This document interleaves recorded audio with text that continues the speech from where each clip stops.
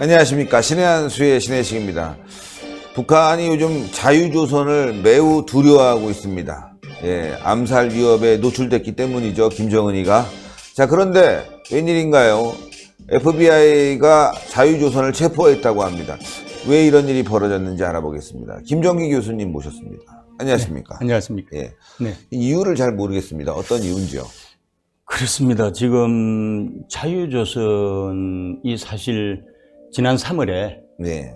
임시정부를 선포했잖아요. 네네네. 자유조선 임시정부를 선포했는데 우리 대한민국 임시정부, 상해 임시정부 아시죠? 네네. 거기 1919년이잖아요. 그렇죠. 1919년인데 정확하게 100년 격차가 있는데 네. 임시정부를 선포하고 그 다음에 이제 이 가상비자지만은 가상비자까지 발행을 한다고 그러고 예. 결제 수단은 가상화폐고 참 재미있습니다. 예. 아이디어가 기발합니다. 예, 그렇죠. 그러니까 사실 그들이 주장하는 대로 국제적 네트워크에 불과한 자유조선이 네. 어떻게 주 스페인 북한 대사관에 침입할 생각을 했는지 이 자체가 엄청난 거거든요. 뭐 초대받아서 갔다. 그렇죠. 그리고 나올 때 이제 네. 컴퓨터를 들고 나왔다. 암호 해독 컴퓨터를. 네. 그게 문제가 된 것 같은데. 그렇죠. 그러니까 이제 뭐 업무를 꾸민 거죠. 네. 업무를 꾸민 건데 우선에 이제 이 스페인 대사관, 주 스페인 북한 대사관에 들어갈 때는 이제 마치 본인이 이 북한의 투자자처럼 그렇게 이제 행세를 하면서 상무관하고 친교를 맺고 그래서 이제 자연스럽게 문을 뚫고 들어간 거죠. 문이 열린 거죠. 그러니까 그렇게 해서 이제 현장에서 이제 장난감 총을 사용을 하고 뭐 칼도 사용하고 해서 위협 협박을 뭐 했다고 하는데 어쨌건 여기서 탈취된 것들이 있잖아요. 네.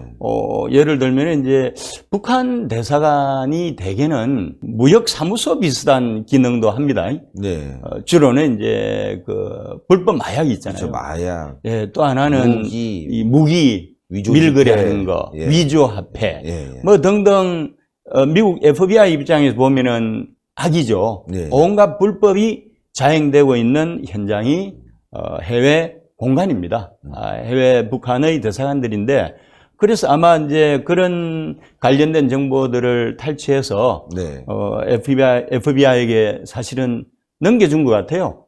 LA하고 뉴욕에서 두 차례에 걸쳐서 FBI 요원하고 접촉을 해서 그 정보까지 넘겨준 것 같은데 전격적으로 이 체포가 된 게 참 이해할 수가 없잖아요. 저도 뭐 조금 이해가 안 됩니다. 일부에서는 뭐 이태리 대사관에게 넘겨줄 수가 없으니까 정부에 넘겨줄 수가 없어서 미국이 신변보호차 체포를 했다 이런 분석도 나오고 있던데. 그렇죠. 저도 좀 그렇게 보는데 여기 이제 지금 체포된 사람이 크리스토프 안이잖아요. 네. 크리스토프 안은 행동대원이고 행동대장은 에이드리안 홍창이거든요. 네. 그런데 이제 행동대장에 해당되는 홍창 같은 경우는 실제 한국계 멕시칸 아메리칸인데 멕시코 국적을 가지고 있고 미국 영주권 소지자예요. 예. 그리고 이제 크리스토프 안은 미국 시민권자고 예. 어떻게 보면 이제 합법적으로 미국에 거주를 하고 있는 사람들이잖아요. 사람들인데 왜 이 사람들이 이런 일을 할까 좀 그 이해가 안 가는 부분이 있지 않습니까? 예. 제가 생각할 때는 이런 것도 있는 것 같아요. 자유조선 임시정부를 선포했잖아요. 그러니까 뭔가 국제사회의 주목을 받고 싶어서 이번에 이런 사건을 터뜨렸을 수도 있고 옛날에 그 상해 임시정부 시절에 윤봉길 의사가 1932년에 샹하이의 홍커우 공원에서 전성기념 행사가 치러지던 그 현장에서 일본군 대장 시라카와를 사실은 폭탄 투척을 통해서 사망에 이르게 하잖아요. 네. 그 당시 이제 주중 일본 공사도 뭐 부상을 당하고 등등 엄청나게 뭐 큰 일을 한 거죠. 윤봉길 의사가. 네. 그래서 그동안은 상해 임시정부가 중국 국민당 정부의 어텐션을 그렇게 많이 받지를 못했었어요. 그런데 1932년 이 샹하이 홍커우 공원 폭탄 투척 사건 이후 주목을 받거든요. 네. 그러면서 이 장제스 국민당 정부의 이 물적 양적 지원을 받기 시작합니다. 네. 그래서 1945년까지 상해 임시정부가 연명을 하잖아요. 마찬가지로 그런 차원에서 만일에 자유조선 임시정부를 선포를 했다면은 이것을 만방에 좀 알리고 싶은 그런 것도 좀 있었을 거고요. 또 다른 한편으로는 또 FBI하고 이런저런 형태로 공조가 된 것 같은데 네. 전격적으로 체포한 것은 또 이 신변 보호 차원에서 한 것 같기도 하고 아직까지는 풀리지 않는 수수께끼가 많습니다. 많은데 참 이 기상천외한 이런 일들을 이 하는 이면에는 네. 사실 목표가 명약 관한 목표가 하나 있거든요. 네. 그게 북한 김정은 정권의 레짐 체인지입니다. 레짐 체인지. 예, 정권을 교체하겠다는 예, 거예요. 예. 그래서 김정은 정권을 무너뜨리겠다는 거거든요. 이게 목표예요. 그러니까 참 목표가 참 거창하지 않습니까? 그렇죠. 예. 이 에이드리안 홍창 같은 경우가 예일대학을 나왔는데 네. 예일대학교 다닐 때 아마 탈북자하고 관련된 그런 일을 좀 이 선의를 가지고 좀 돕기 시작한 것 같고요. 그리고 나서 뭐 그 이후에 그 리비아의 그 시민혁명이 일어났잖아요. 네. 리비아의 봄이라고 그러나요? 거기에 또 이 참여를 해가지고 일조를 하기도 하고 뭐 그런 것들이 참 기상천외한데 사실 최근에는 이제 천리마 민방위라는 이 조직을 운영을 하다가 이것을 이제 자유조선으로 예. 개칭을 하면서 아주 당당하고 크게 이렇게 이제 이 전면에 나서게 된 것인데 더 유명해진 거는 이겁니다. 사실 이 사건이 터지기 전에 더 유명해진 것은 김정남의 아들이 김한솔이죠. 네, 김한솔. 그래서 김한솔이 좀 위험을 느꼈잖아요. 아버지 김정남이 암살되고 나서 그렇죠. 예. 위험을 느꼈는데 사실 성공적으로 도피시키는 작업을 했던 조직이 바로 이 조직이에요. 그때 이제 순수하게 자기들이 도피 자금으로 썼던 돈이 12만 달러라고 그러거든요. 오. 1억 3천을 쓴 1억 거잖아요. 3천. 엄청난 돈이죠. 재원도 확보되어 있다는 네. 거죠. 그러니까 재원과 조직이 같이 간다는 거죠. 그러니까 조직을 운영하는 데 있어서 돈과 사람이 있다는 거거든요. 그런데 제가 보기에는 크리스토프아는 행동대원이고 에이드리안 홍창은 행동대장에 불과한 것이지 네. 보이지 않는 손이 뒤에서 작동하고 있지 않을까 하는 그런 생각을 하거든요. 어디라고 생각하세요? 미국 아닐까 싶기도 한데 체포를 해서 그렇죠. 좀 이상하고. 미국이죠. 미국이 예, 신변보호 차원에서 맞습니다. 네. 저는 미국의 CIA가 아닐까 CIA, 그런 생각을 하거든요. FBI, CIA가 그렇죠. 공조하에. CIA는 해외 정보를 총괄하는 기관이고요. 네. FBI는 경찰이기도 하고 수사기관이기도 하고 또 공수처 기능도 하기도 하지만은 또 한 가지가 국내 정보를 총괄하는 기관이거든요. 정보기관입니다. 네. 그래서 이제 이 해외 총괄, 국내 총괄이 공조할 수밖에 없는 그런 상황이잖아요. 그래서 아마 CIA의 그 그늘 속에서 여태까지 미션을 수행해온 게 아닌가 하는 그런 생각을 하는데 지금 하는 거 보면은 이 공작 경험이 이 풍부하다는 느낌이 들거든요. 그러니까요. 그러니까 이제 보이지 않는 손이라는 게 큰 틀에서는 CIA일 거고 또 CIA를 실질적으로 도와주는 또 다른 보이지 않는 손은 이 북한 내에 있는 이 고위층 인적 네트워크가 있지 않을까. 휴민트가 그 안에 살아있는 부분. 그렇죠. 휴민트가 예. 일부 존재한다고 봐야 되고요.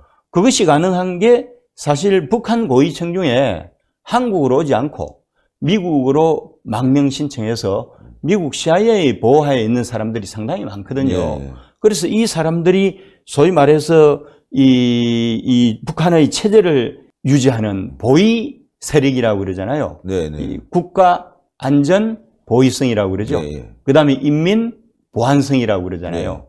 인민 무력성이라고 그러잖아요.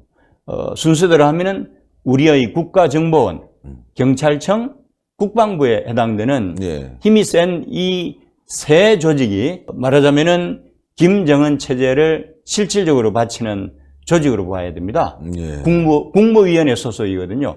물론 이제 노동당 중앙에서 센 이 부서는 이 조직지도부장이 세고요. 선전선동부장이 또 셉니다. 그렇죠. 그런데 이제 국무위원회에서는 이게 3대 축이거든요. 여기 출신 고위 인사들이 미국으로 망명하면서 미국 쪽에 정보도 제공하고 예. 그들이 가지고 있는 북한 고위층 네트워크하고 연계가 돼가지고 이 일이 이루어지고 있지 않는가 하는 그런 생각이 드는데, 저는 사실 뭐 단순히 이제 스페인 대사관을 습격을 했다, 이거 참 무모한 짓이잖아요. 왜냐하면 스페인, 이 주 스페인 북한 대사관은 북한의 영토거든요. 그렇죠. 북한을 공격한 거예요. 와. 대단하지 않습니까? 북한을 공격했다. 자유조선이 임시정부를 자처하고 있잖아요. 그러니까요. 그래서 단순 뭐 이 반북한 단체가 아니고 이 정부예요. 그래서 또 다른 정부인 이 북한을 공격한 거로 보는 거거든요. 예. 대단합니다. 대단하네요. 네, 대단하죠. 그런데 왜 이런 일이 생길까요?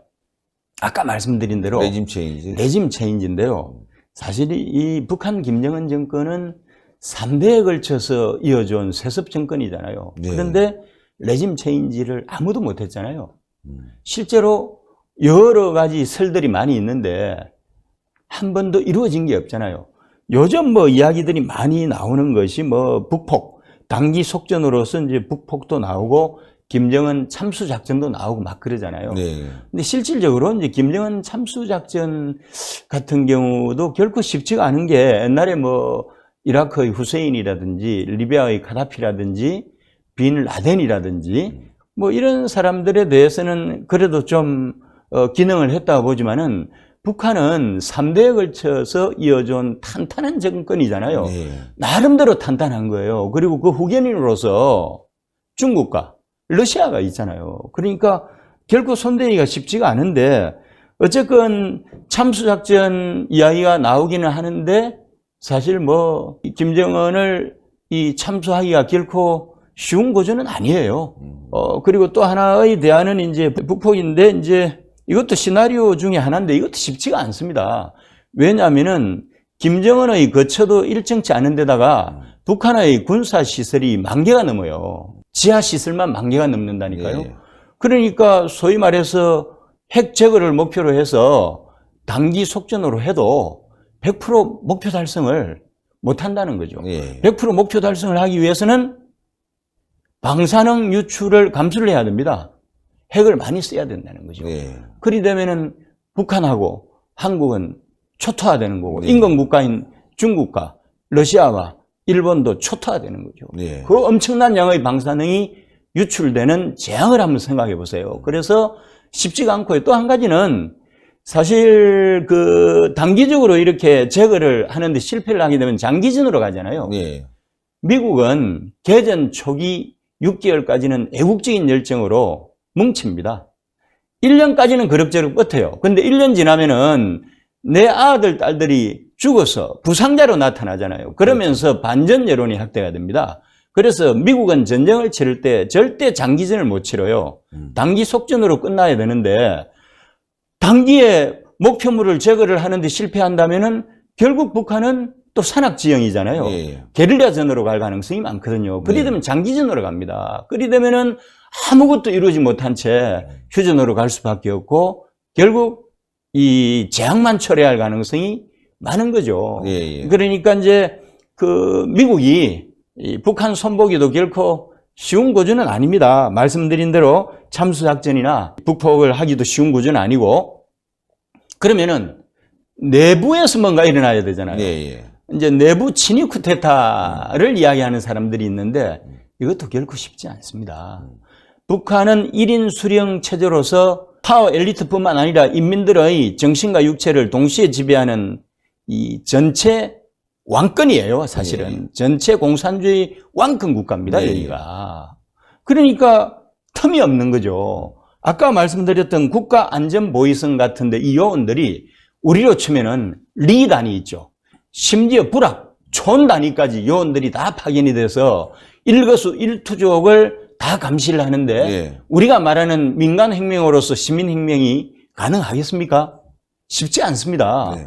이 초기에 진압이 되는 거죠. 그리고 친위 쿠데타를 할 수 있는 세력들, 물론 장성택을 따르던 사람들, 그 이후에 300명 이상의 고위층 인사들이 숙청을 당했잖아요. 네. 불만 계층이 상당히 많죠. 네. 이들 중 다수가 미국에서 망명 생활을 하고 있습니다. 네. 그런데 적어도 북한의 고위층들은 김일성을 바치는 이 3대 기관에서 이 사람들을 위성 촬영을 해요.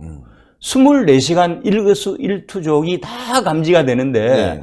감히 무슨 일을 도모할 수 있을까요? 그래서 이 친위 쿠데타나 민간 혁명도 쉽지가 않고 아까 말씀드린 참수작전이나 이 북폭과 같은 미국에 의한 이런 작전들도 결코 쉽지가 않다. 중국이 말 안 들으니까 접수하지 않느냐? 중국은 맹방을 그렇게 다루지는 않습니다. 중국이 변방을 다루는 방식을 그렇게 단기적으로 안 하거든요. 그리고 중국은 죽으나 사나 2020년까지는 북한 정권의 안정을 바랍니다.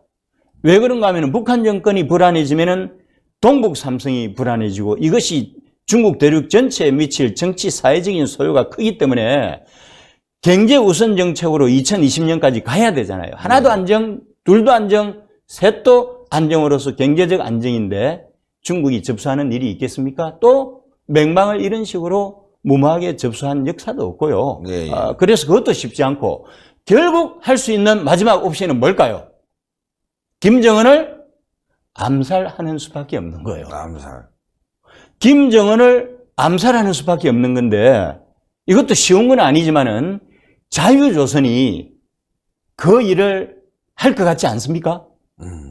어떻게 북한 정부의 축소판이라고 할 수 있는 스페인 북한 대사관에 난입을 했잖아요. 예. 영토를 침공한 거거든요.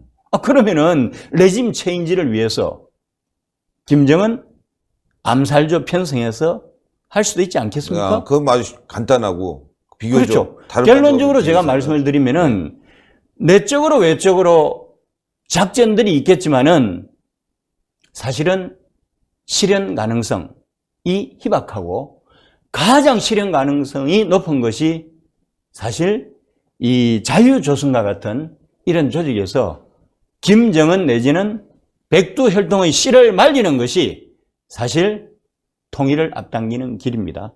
예. 방법이 없어요. 예. 하여튼 미국이 보호하고 있다라고 일단은 생각을 하고 또 나오는 보도를 더 분석해서 그렇죠. 해야 될 것 예, 같습니다. 앞으로 나올 때마다 제가 좀 팔로우업을 해서 네. 보충 설명을 드리는 식으로 하겠습니다. 김한솔도 아마 마카오에서 미국 CIA 보호를 미국 땅에서 받고 있지 않나 하는 그런 생각을 합니다. 미국이 그래도 안전지대잖아요. 예, 예. 예, 그렇습니다. 예. 아유, 네. 오늘도 좋은 말씀 감사합니다. 감사합니다. 예. 자유조선 화이팅! 예. 북한을 공격했다. 자유조선이. 대단합니다. 어쨌건 큰 탈 없이 말이죠. 잘, 신변이 확보가 돼서 잘 있다가, 그 조직망과 네트워크를 이용해서 김정은 암살에 빨리빨리 들어가고 성공했으면 좋겠습니다. 자, 여러분들 신의 한수 동그랗게 올라가는 구독 버튼 꼭 눌러주시고 추천 버튼 댓글로 많은 성원 부탁드리겠습니다. 대단히 감사합니다.